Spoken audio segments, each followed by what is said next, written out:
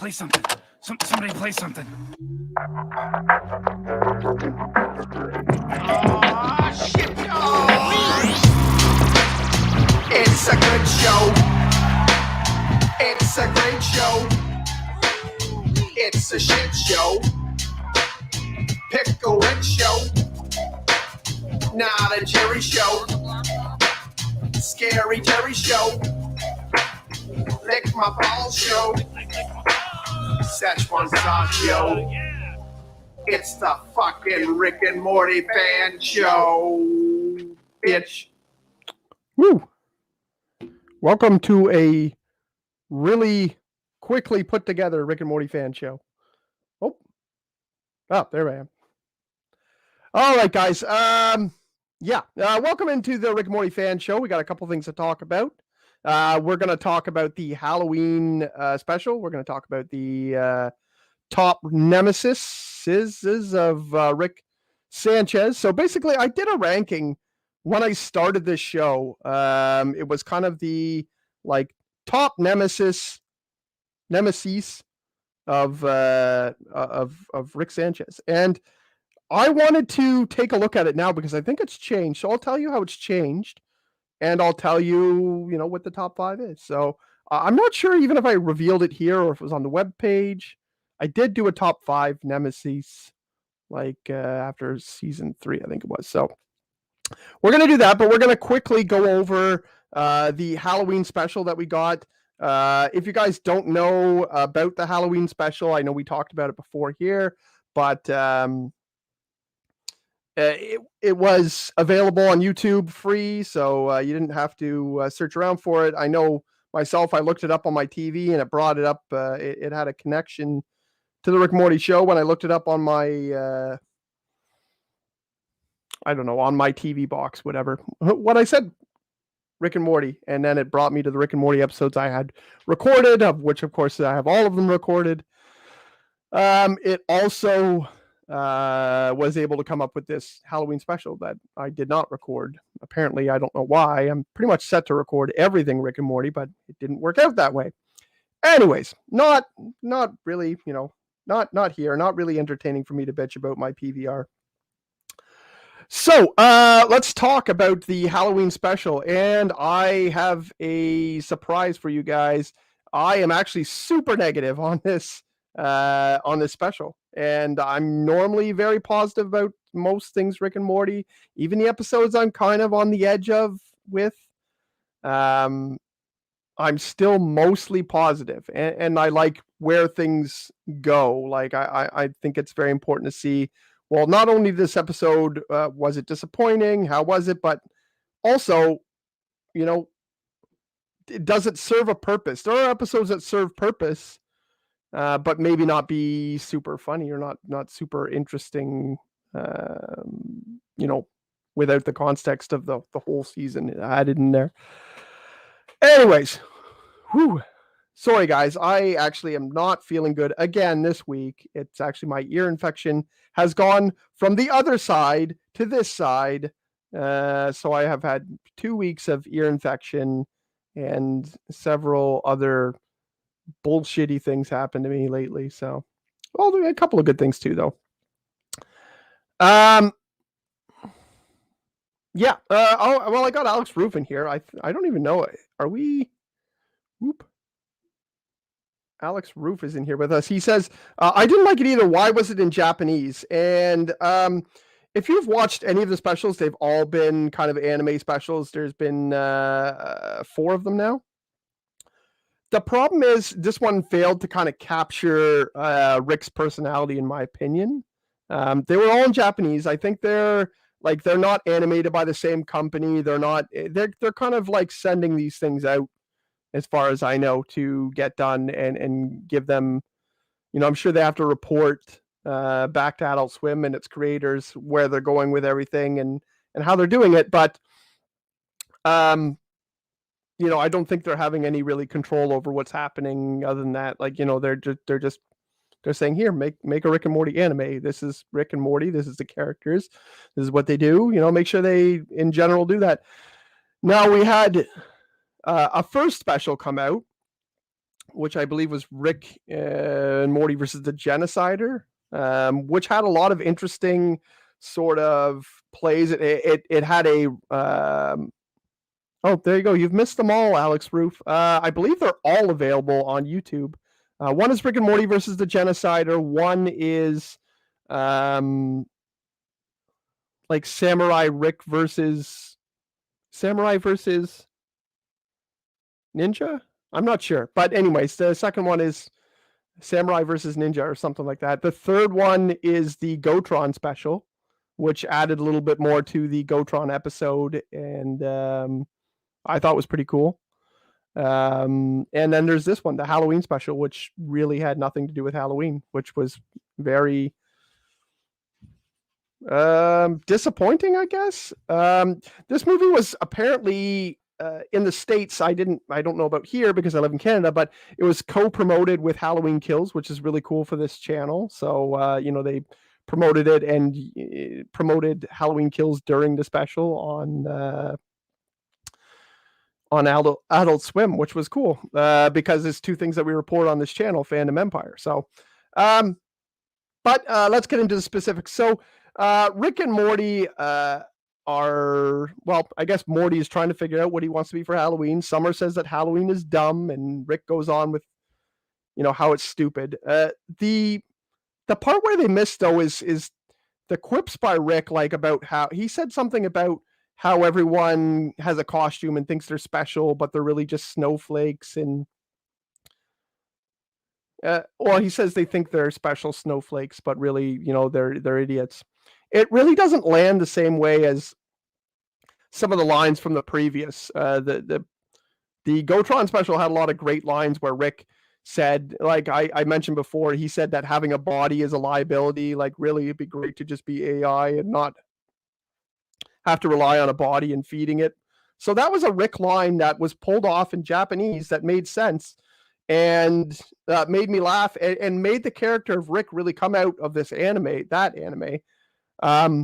But this one didn't have very many lines like that. There was only one part that really got me and was very Rick and Morty-ish. The rest of it was kind of...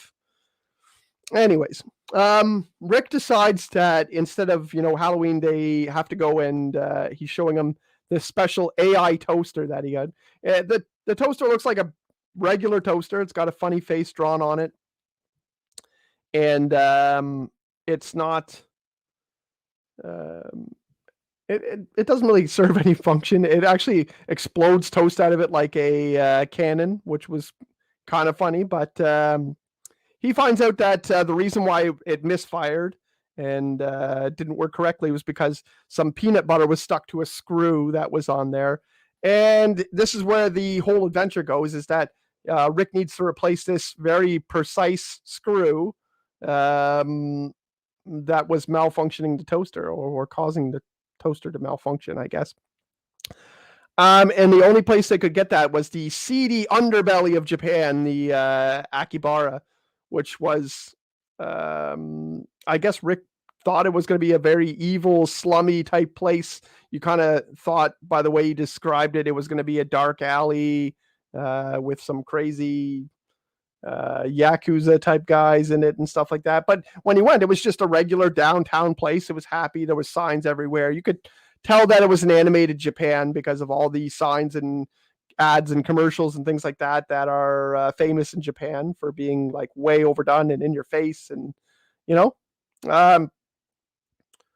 now when he first went to Akihabara, he passes through this tunnel, which is really weird. The first time we've seen in between worlds, he had to go to this underworld, which led him to Akihabara, so it was like a portal, then a underground, and then it looked like he went through another portal to get there. Anyways, while they're going there, they have to sneak around some weird Ninja Turtle-y looking guys. Rick explains that they're yokai, which are some sort of monster. Kind of the only thing that ties it into Halloween is these yokai characters. Now, when Rick gets out, they're explaining everything about Japan, and Morty visits a crazy cosplay place where there's Japanese woman dressed as a maid, and it's very over the top Japanese-ish, which was cool. She invites him in for a special cosplay thing, and you're thinking it's going to be something crazy and sexual, but it really wasn't. It really didn't go that way. It kind of leads you to speculate on what was going on there. But, it didn't really have much of a purpose until later when there's a special character that pops up. Anyways, one of the interesting things that we got here was we see Rick try to find his old lab. It's not there. He goes and portals into his old lab in the basement where apparently it's still there. And we find out that Rick has another nemesis to add on top of the several ones that he already has. This nemesis kind of looks like a Nazi soldier or a green version of Bison from Street Fighter. He's always kind of hidden. His eyes are hidden. He's got a shadowy face. Very interestingly enough, when I first saw this character, I thought it was going to be Jerry in there. I don't know what it was about the face shape or the way that he was moving around. I thought it might be interesting if he ended up being a Jerry, but spoiler alert, he did not end up becoming a Jerry. He ended up becoming just a regular old nemesis that another one that Rick's kind of thrown on top of the pile. And one of the kind of funny things about this, one of the things I did kind of like about this was that he comes down and this guy says, "You buried me in this lab 30 years ago and I've been plotting your revenge forever. And, I'm going to come back and get you." And Rick's like, "I'm just looking for a screw. Like, I don't even remember you exist." So it was another one of those things that Rick buried, and he made another huge enemy who wants to, his only aspiration in his life is to murder Rick. So that was interesting. And the character was okay. He danced around like an anime does. When you watch Dragon Ball Z, you get the Ginyu Force and they talk to you, but they dance around in weird positions while they're talking. It doesn't make any sense, but it's an anime trope, so it was kind of funny. But he decided to just leave, and that was kind of not really that important. That character ends up going to the same place Morty goes for the cosplay thing. Now, interesting. So Morty, when he's in this place, hey, Jody, what's going on? And I didn't mention Tommy Bradshaw also in the chat. If you guys are in the chat, I see there are more people watching the show today. So anyone else in the chat, if you want to come in and give a like and come and chat with me. I know not all of you have seen the Japanese Halloween special. I didn't think it was going to be a big topic tonight either. But we'll get through that, and we'll get on to the Nemesis as well. But I do really want to get through it, even though it's not really my favorite thing. So they have these basically 10 free, you buy 10, you get one free cards. I actually have a Morty one here for the adventures. I actually have one of those cards. Looks like the one that he got for the choosing the adventure. But anyways, it was a stamp thing. You need to get 10 stamps in order to get some special thing with the weird maid girl. I don't remember what her name was now. He ends up calling her Milk. I don't know if that's her actual name or... Anyways, he's trying to get these pictures with him, which is funny. Morty's always trying to get pictures, was kind of interesting, along with the American president. Now, one of the things I kind of laughed at is basically the bad guy comes out and says that he's almost finished his punch card, just like Morty is. And Rick's like, who cares? And he tears it up and throws it in the air. And then we got this really cool animation of the bad guy's face just spreading out and turning into like a crazy black and white scribble. Basically like a very overdone absolute rage at Rick. And then he summons a giant monster, a giant sort of kaiju monster. Oh, hey, what's going up? Excite Productions is in here.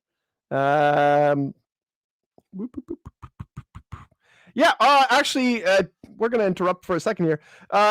We are going to, I haven't announced it yet, but we're going to go back to reviewing episodes. So we're going to go back to season 2, episode 1. We have reviewed the whole first season. That was quite a while ago. We stopped at season 1. We did a couple episodes. We did season 5 as it was going, of course. And another exciting announcement for you guys.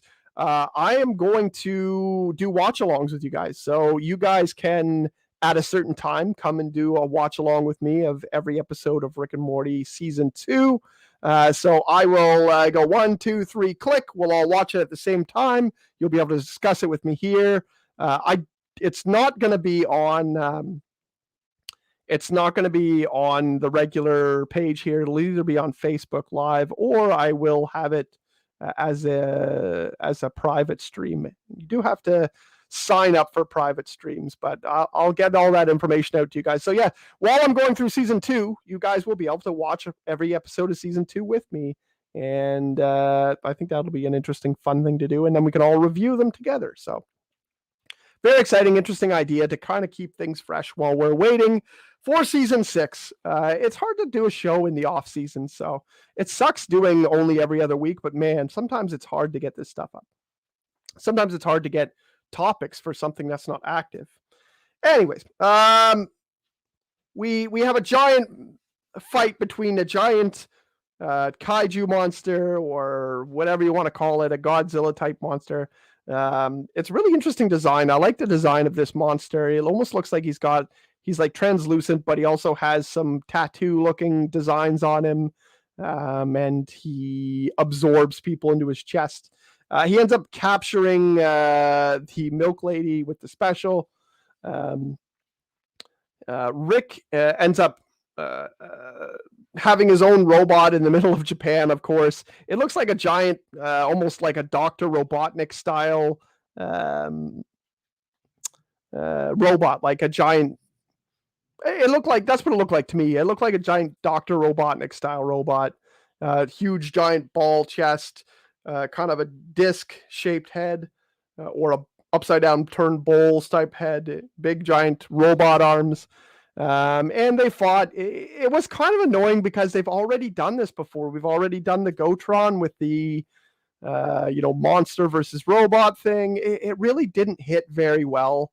It's almost as if they made this without knowing what happened in Rick and Morty season 5 already. I'm not sure if that's part of the disconnect. It's obviously a big part of Japanese culture and Japanese TV shows. But I'm not sure exactly what happened. Anyways, super chat in from Excite Productions. What blew my mind is when Rick's old self said something like, "Jesus, you're still trying to save your dead daughter," after seeing the clone episode. Yeah, it was very interesting. The finale really blew apart all of Rick and Morty history. All the everything to do with Rick and Morty has been kind of blown open now. And we could talk about that a little bit later. I just want to get to the end of this. The only thing that made me laugh, that I actually laughed at and really popped for, was if you guys have seen Pacific Rim, they have these giant robots, and in Pacific Rim it's 2 people, because I believe one person's brain can't take the amount of information to control one of those giant robots. So it has to be 2 people synchronizing their moves in order to move these giant robots. The same thing happened in Rick and Morty, and it was Rick and Morty. But of course, when Rick tried to step left, Morty stepped right. Morty couldn't get the count right. Of course, he's an idiot. He couldn't figure it out. His brain didn't go along with the genius waves of Rick. So Rick shoves Morty out of the way and uses the toaster in his place. So it's Rick and the AI toaster instead of Morty, because Morty is so dumb. We have a battle that ensues. And to be quite honest, it just kind of gets lost after that. Morty ends up pressing a button in the middle of Rick's move. You don't really see the robot moving or punching. You don't see the fight. You just see Rick inside controlling the robot mostly. There is a cool part where the robot arm fist comes off and it's a rocket. It does a rocket punch, which I always thought was hilarious in Power Rangers as a kid. So that was kind of funny, but it just really wasn't that interesting. Morty basically gets a self-destruct. Rick has a really easy fix for the self-destruct mechanism. A giant worm comes down and eats everything. And Rick quips like that's like a month's worth of booze money. So, I mean, it kind of made sense for Rick's character, but it was also just kind of lazily done. And that's the whole thing. This is by far the worst anime short. It doesn't really hit on any, didn't really hit on any fronts. None of the characters seem to be their, Rick and Morty counterpart.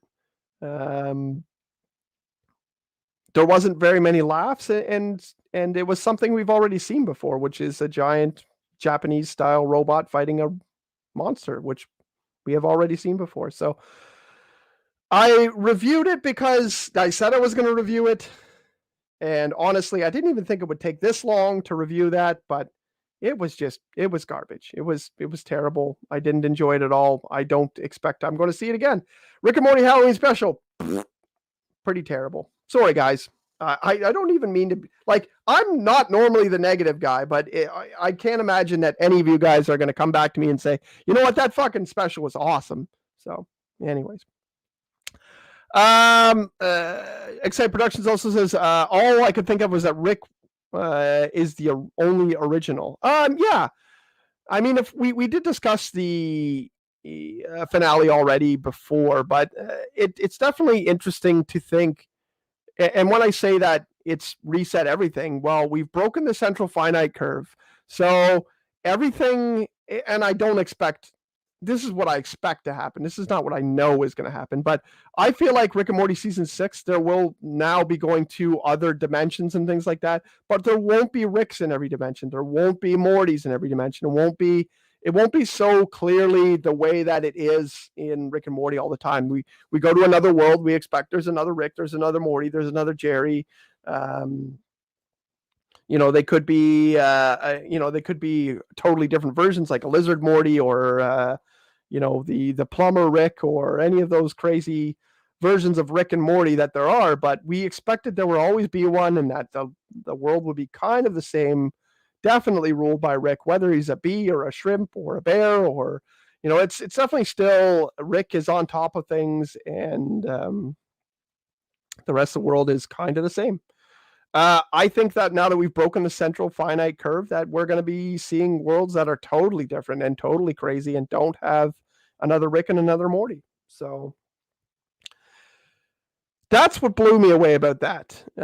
Excite Productions. I think that the whole idea of Rick's daughter and family ended up pretty much the way that you wanted it to, or pretty much the way that everyone wanted to. The season 3 premiere version of his origin story turned out to be pretty much true, except for he hunts down a bunch of Ricks and he made the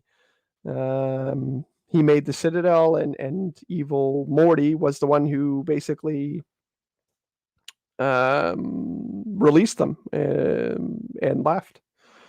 Anyways, without further ado, we're going to go through Rick's top nemesis.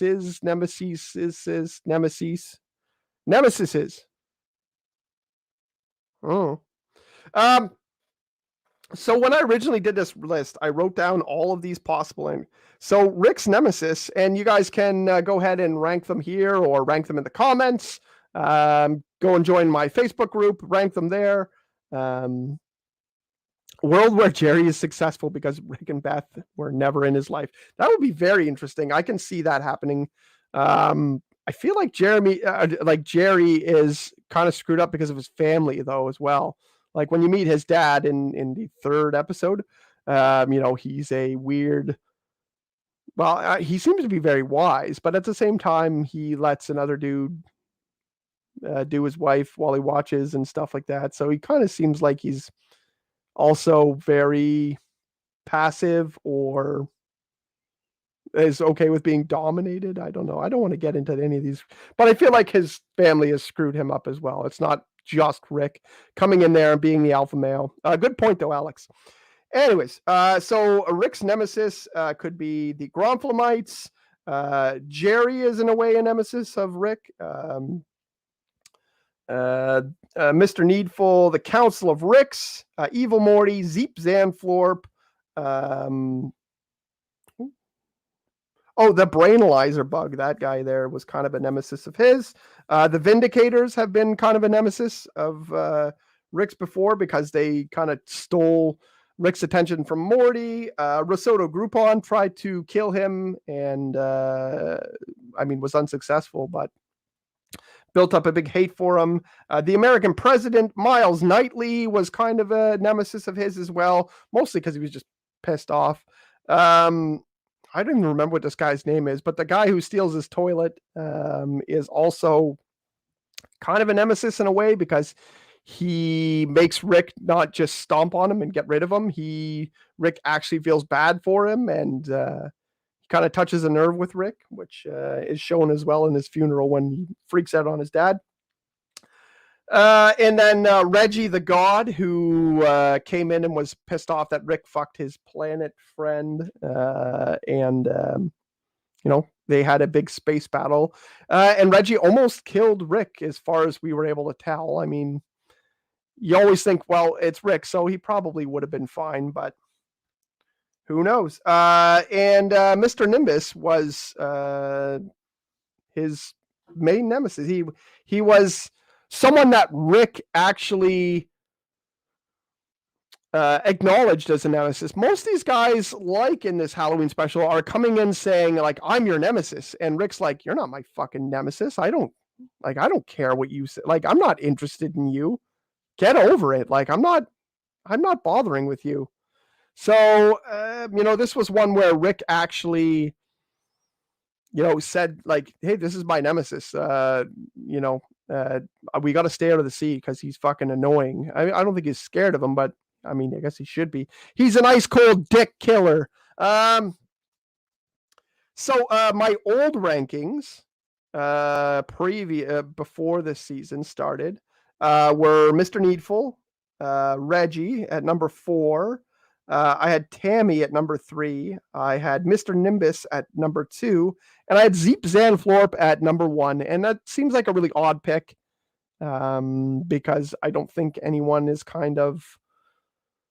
we don't expect him to come back. He is out there, and he's technically inside Rick's car the whole time, so I don't know if we expect that. But I thought he was the perfect nemesis for Rick, regardless of how important he is to the story or not. And he's not important to the story at the end. He is in one episode, and he's fantastic in that one episode, but that's all he was able to do. Those are the old rankings. So once again, old rankings: Mr. Needful, Reggie, Tammy, Mr. Nimbus, and Zep Zanflorp. The new rankings after season 5. Now we'll talk about each of these characters for a little bit and kind of go over that. This is kind of a secondary topic because that Halloween special blew. So I wasn't going to talk about it for too long.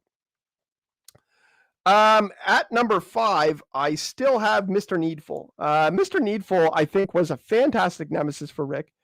The reasons why he came in with his magic, which is opposed to science. I thought that was a really interesting angle, that he uses curses and demons and spirits, and he's the devil, so he's obviously a folklore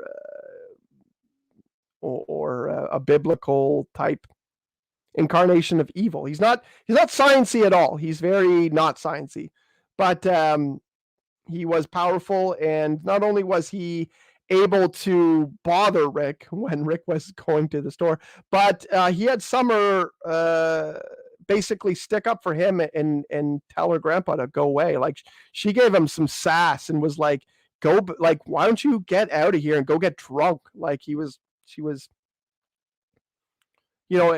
worked with Mr. Needful for a short amount of time, and he was able to usurp Rick as the big shot of the family, I guess. Not of the family. He didn't enter the family, but he, was able to control Summer. Anyways, I thought that was something interesting. But once again, played by the awesome Alfred Molina. This is one of my favorite voice guests that Rick and Morty's ever had. He did a great job of it. I love what he's doing. The Devil Went Down to Georgia, playing the fiddle. Like, he did a great job in all of this stuff, and his voice sounds awesome. So he's number 5. Number 4, Reggie's been kicked out. I've thought about it before. He didn't really he didn't really have anything interesting to do. Like he was a nemesis of Rick's in that they both shared a girlfriend, I guess you can say, a sexual partner. But I don't think he's coming back. I don't think he's that important to the story. And even though he's very powerful, which is what put him on the list in the first place, he's kind of forgettable. He's not really that interesting. I knocked Tammy off of this list from the next spot as well. And the reason why I knocked Tammy off is because I feel like Tammy is intertwined with Bird Person and moved kind of away from being a nemesis of Rick's. Now, she did take Rick in and capture him, try to get rid of him, she was trying to hunt down everyone, including Bird Person and Squanchy and everyone else to do with the revolution. But she became much more tied to Bird Person than Rick in the end anyways. So it wasn't to be. So my new number 4 on this list is Zep Zamflorp. He was previously number 1, but he's moved down because of the importance of the other characters I'm about to mention. Zep was another great nemesis for Rick, and the reason was pretty much the opposite of Mr. Needful. Mr. Needful was magic instead of science. He went after family members and turned them against him. He was kind of the opposite in many ways, even though they were both kind of greedy fucks. But whereas number 4 here, Zep Zanflorp was exactly the same as Rick. He's almost an alternate dimension Rick. He's almost another Rick in so many ways, in that Rick created a world, and the person that's most Rick ended up doing the most Rickish thing, which was creating his own small universe. So basically, you create a universe, and then the person who's closest to you ends up doing the same sort of thing you would have done, I guess. So it was almost like Rick showing off himself. They made very similar mechanisms. They had the eagle fight the snake, which was hilarious because Stephen Colbert is the voice of Zep Zamflorp. They were very much equals, and they had to work together to get out of what they did. And they both tried to double cross each other. It was honestly, it was like seeing an alternate version of Rick that he was fighting, which was cool because it wasn't in any way an alternate version of Rick, except for that they were very similar people. So Zep moves into number 4. Number 3, I have. I messed up this list, didn't I? Number 3, I have American President. American President is definitely my favorite of all of Rick's nemesis. Obviously, he was like a close 6th on this list originally. I know I see where I wrote down, and I ended up putting his name up there, and they ended up kicking him out slowly after. The American President has a great fight in the 3rd season with Rick. And it's not the first time he's there. It's one of my favorite episodes. I love when they leave, when he shrinks and he comes back, and or he, I guess, grows back out, and they leave a shirt for him, and they said he didn't need pants because he needed to swing his dick around. Great gags came out of that, but it was only just great gags and like a short rivalry. Now we have like a few episodes that just further the whole thing. He was part of the sperm episode. He was part of the Thanksgiving episode, which turned out to be like a big rivalry between them two, and just a hilarious opening of them being like, well, but I'm gonna, I know exactly which truck he's gonna transfer the turkeys in. He's like, and I'm gonna, American President says, and I'm gonna have 3 of them, so he won't know. And he's like, but I'll be able to track this, but I won't be able to do that. But I'll make myself into a turkey. He's probably gonna make himself into a turkey, but I'll do this, and I'll send turkey guards after him.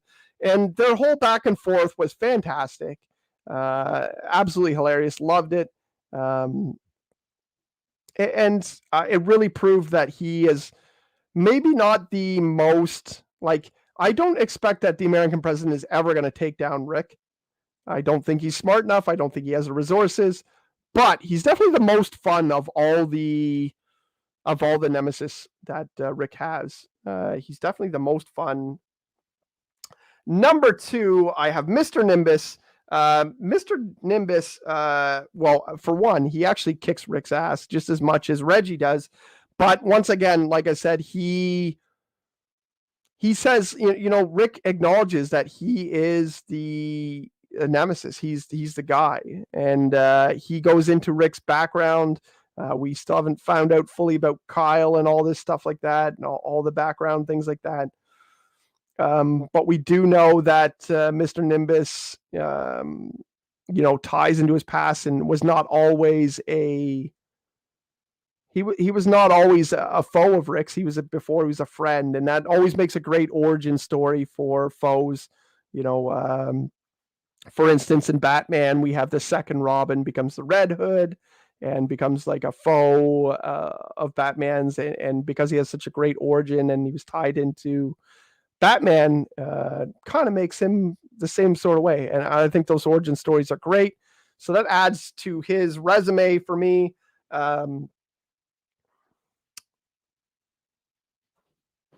He has a rivalry that needs to be mediated every year, which I think is cool.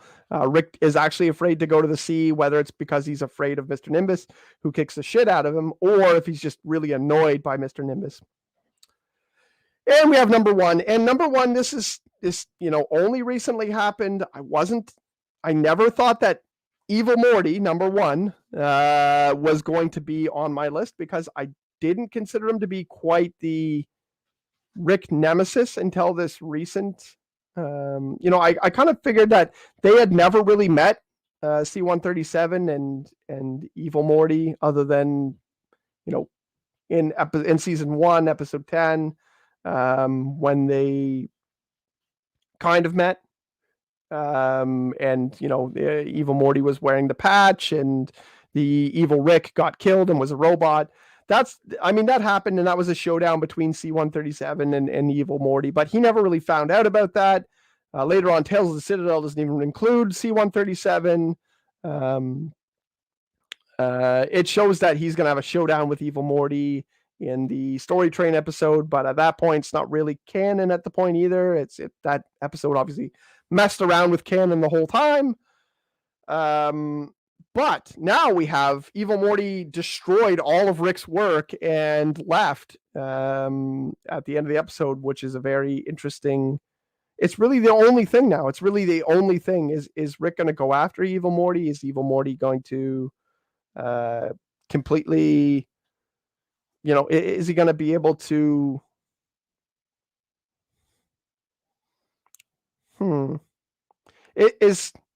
Is Evil Morty going to continue to go after C-137? Is he going to try and break more of his past? Is he going to, what? We don't even know what's happened. We really don't know what's happened to the central finite curve.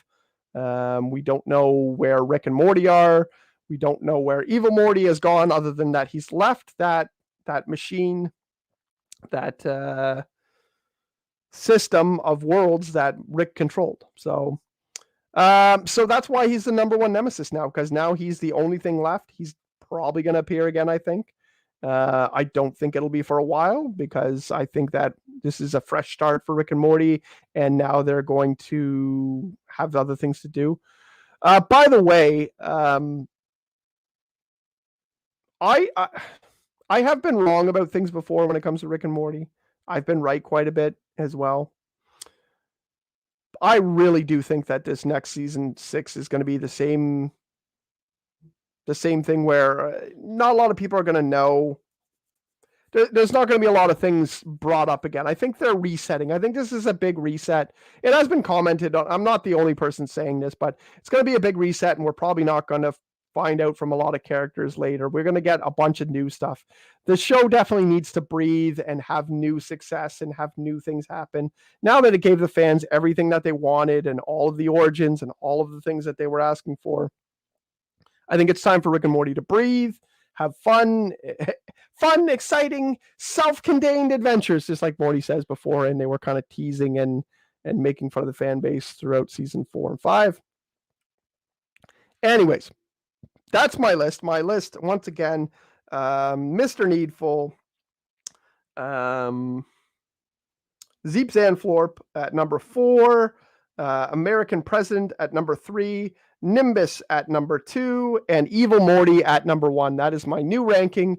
If you have a ranking for top 5 Rick Nemesis, please comment on this. I will get back to you. I will comment, and I would love to hear from you guys.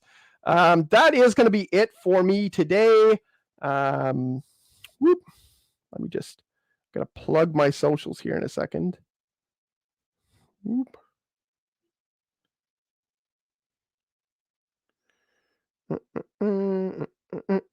That's the thing about live shows. Sometimes you got to do shit while you're live.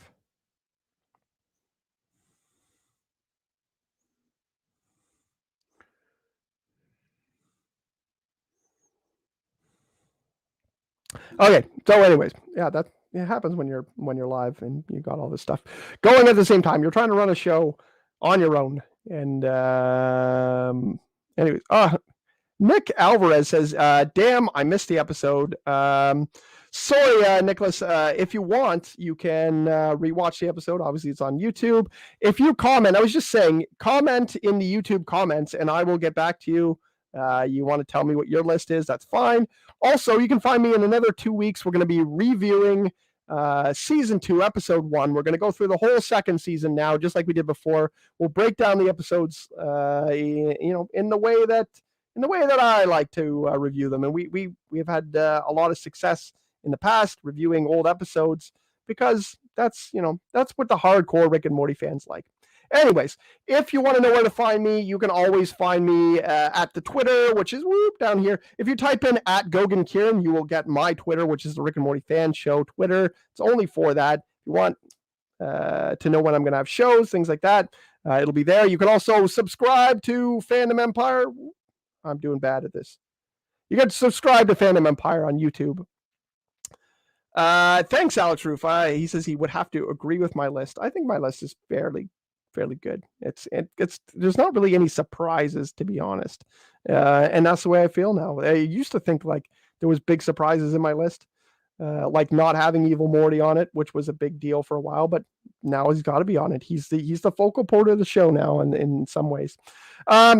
You can also join my Facebook group, which is the Rick and Morty Fan Show. You can subscribe to Fandom Empire, like, comment, please. Every little bit helps, and I will continue to come down here. Maybe I'll even put my Rick and Morty background back up. I tore it down on Fandom Empire Live not too long ago. Speaking of Fandom Empire Live, that's what's going to happen next on this channel. So if you subscribe, we're going to talk about the new Batman trailer. We're going to talk about Halloween Kills, of course. It just came out. We have so many things to do. We're going to review our favorite moments from Halloween Kills, and we're going to talk about what we think about it now.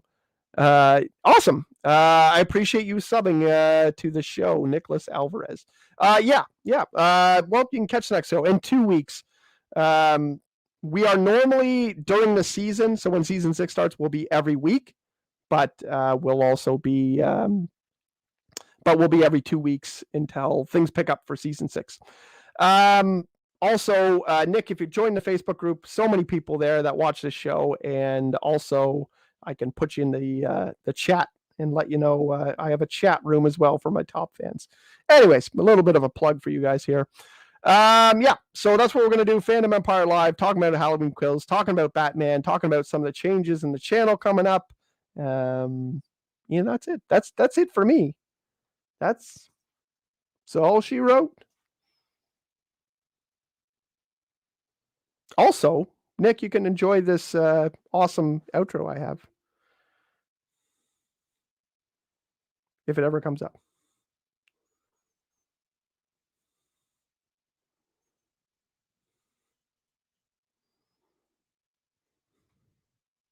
Well, it appears that we have some extra after show time again. Let me know.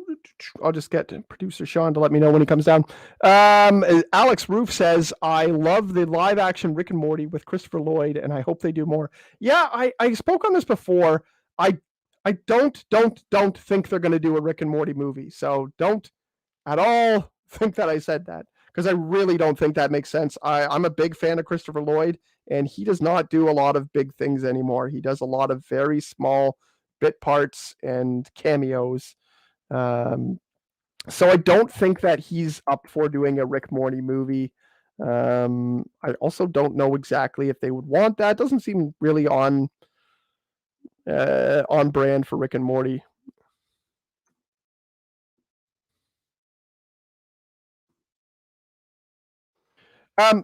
But what I do think could happen is I do think it could be a part of an episode. I do think that Rick and Morty could travel to a live action Rick and Morty world, or that Rick and Morty could maybe they could pop up for just a cameo at the end of an episode, or it could be an episode with lots of Ricks and Mortys again, which I'm kind of saying is not like less likely now. I think they're going to go away from all the Ricks and Mortys, but I do think that could pop up and be something interesting, or it could just continue to be an ad campaign for season 6 when it comes out. So I would like to see it, because I'm absolutely a huge fan of Christopher Lloyd. I love most of his work.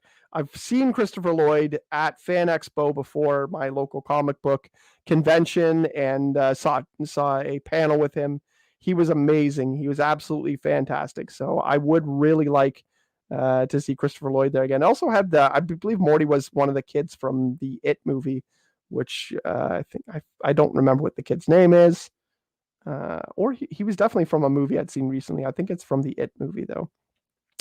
Anyways, I think that would be interesting. I would welcome it as part of an episode, but I do not want it to be a movie. I don't think it'll be a movie. I think that's all kind of a joke, a gag. It's definitely not going to be produced, as far as I know. If it is, I will come back here and eat my hat and tell you that I was wrong. I'm no problem telling you guys when I'm wrong. It's all good. It's all us discussing Rick and Morty on, live on the Rick and Morty fan show. That's what this place is. Whoop. Anyways, I am going to cut this stream off now. So if it stays on, then it's just we haven't shut it off at the studio yet. So for me, thank you for coming by and watching, guys. I appreciate it. A little bit light on the chat today, so nice to have everybody who was in there. Nice to have a new fan come and discover the Rick and Morty fan show. And I'll see you guys in 2 weeks at 8 o'clock Eastern, or whatever time that is for you guys. 11 Pacific? No, 5 Pacific. Goes the other way. Okay. See you guys later. Peace out.